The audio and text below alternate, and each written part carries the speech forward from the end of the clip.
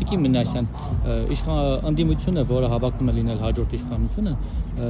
պնդում է, որ իրենք կարողանել են ձևավորել մեծամասնություն, միայնակ կամ օրինակ դաշինքի կոալիցիայի տեսքով, օրինակ Հայաստան դաշինքի ներկայացուցիչը Արծվիկ Մինասյանը, որ այստեղ է, եւ վստահ եմ, որ այս անգամ տապալելու են ձեր իշխանությանը եւ փոխվելու է։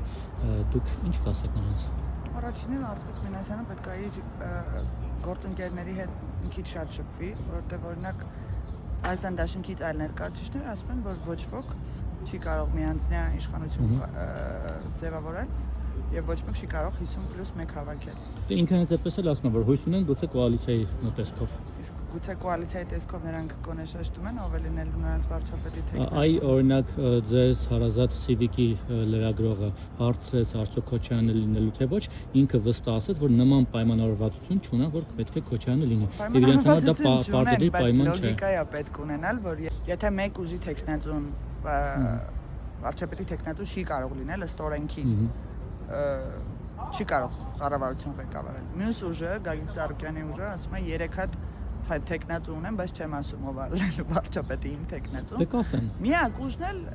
Հայաստան դաշինքն է, որ ասում է այո, Ռոբերտ Քոչարյանը պետք է լինի լինի թեկնածու։ Բանը մյուս ուժերն են հայտարարում։ Էդմոն Մարուկյանն ասում է, որ ինքն է լինելու իրենց վարչապետի թեկնածուն ինքն է, մեկ ուրիշ է։ Միջազգային հանրապետական ինստիտուտի հարցումները, որոնք ամենաանկախն են եւ ամենահավաստին ինչ օրս հրապարակված եւ այնտեղ հստակ պարլամենտ անցնող, այսինքն շեմը հաղթահարող ուժերի ցանկում 3 ուժեր են Հայաստան դաշինք, Գագիկ Ծառուկյան եւ Սամվել Կարապետյան։ Դրա համար է իրենց թիրախավորում։ Չէ, իրանք, քանի որ հիմնական ընդդիմադիր ուժն են իրենց համարում, մենք նրանց հետ ենք բանավիճում, բայց եթե կան այլ ուժեր, որոնք որ մեր բանավեճի բովանդակային օրինակ ինչ անում։ Նսեմ ասում մյուս ուժերի օրինակ մենք քաղաքական պայքարի մեջ ենք մտնում եւ մյուս ուժերից դեռևս չեմ տեսել այնպիսի քննադատություններ կամ այնպիսի քաղաքական խոսույթ, որին պետք է հակադարձել։ Եվ ես կարծում եմ այո, այս 3 ուժերն են լինելու։ Գուցե դա խոսում է այն մասին, որ մյուս ուժերը օրինակ ձեզ շատ են սիրում, կեղծ ընդդիմություն են գուցե։ Չեմ կարծում, կեղծ են։ Նայեք Գուրգեն Սիմոնյան օրինակ թունդ ընդդիմություն է։ Այո, ինչու՞վ է։ Որտեղ է ձեզ քննադատել։ Ձեր ընթական բաների արմատամետրի հետ է միշտ շփվում բանանը, որոնք ձեզ շատ են սիրում։ Դիտարկումները եւ նաեւ Հայաստանի Հանրապետության հետ կապված ապագա պլանները ընդհանրապես մեր քաղաքական Դե դրանք շատ կուլտուրական թեզեր են, որոնցով կարելի է ձեզ քննադատել օրինակ։ Մենք ինչի ենք ուզում ոչ կուլտուրական թեզերով մեզ քննադատել։ Ես չեմ ասում խոսքը փողոցային բառապաշարով, այլ խիստ քննադատություն չենք տեսնում այն ֆունդամենտալ հարցեր շուրջ, որոնց վերաբերյալ միշտ ձեզ քննադատել են։ Մի բան էլ Տիկին Մինասյան, հիմա ասում է Քոչարյանն է ասել, բայց նույն Սամվել Կարապետյանի թիմը ասում է, որ Սամվել Կարապետյանն է լինելու, թեկուզ սահմանադրությունը փոխելով, բայց իրենք են լինելու։ Կարապետյանը սահմանադրությունը փոխելով չէ, բայց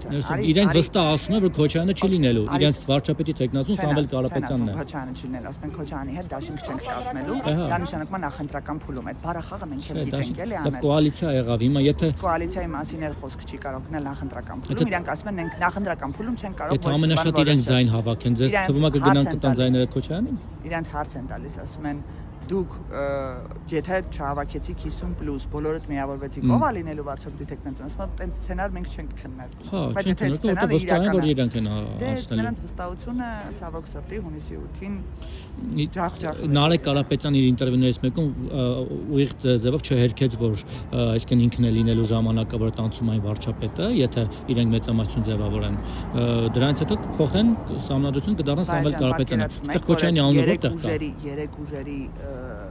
հանրագումարը պետք է սահմանադրական մեծամասնություն հավաքի։ Հա։ Պետք է հավաքեն, ինչի պիտի Քոչարյանը լինի, ես դա եմ ուզում հասկանում։ Սահմանադրական մեծամասնություն չեն կարող հավաքել։ Ձեզ հարմար թիրախ է Քոչարյանը, որ նրա միջոցով այդպես թիրախավորեք ժողովրդին էլի վախեցնեք, ասեք։ Որ կարող է դառնալ վարչապետ։ Այդ իրանք են ասում, բայց դա իրենց թեկնածուն ո՞վ է։ Մյուս ուժը չի կարող վարչապետ դառնալ։ Իրենց թեզերը լսել եք։ Մյուս ուժից Նարեկ Կարապետյանը կլինի վարչապետ։ Դե թող ասի սա Նարեկ Կարապետյանն է։ Դե ասել եմ, չի հերքել, չի հերքել։ Չի հերքել ուրիշ բան է։ Իրենք ասում են մեր հաջորդ վարչապետը։ Հա, որովհետեւ թեզ են ասում են կալանավայրից ուղիղ վարչապետի սենյակ ասեն։ Շատ լավ, մի խոսքով լավ, այտենց բանը չտանք շատերին են ցույց տալիս, բայց ձերոնց մասով շատերին դա կդիանով նաև դրա համար հիմա Չէ, ոչ։ Հարցս այն է, որ Տիկին Մինասյան, ստում են։ Այդ մարդը չեն ասել, որ Քոչարյանն է։ Ստում են։ ու այլ տարբերակություն։ Իրենք ասում են, որ Սամվել Կարապետյանը պետք է լինի, որտեղ մի բան էլ ասեմ, իմանալով Ռոբերտ Քոչարյանի իր դեմքով են գալիս։ Իմանալով Ռոբերտ Քոչարյանի հակումները իշխանության նկատմամբ ամբիցիաները, նա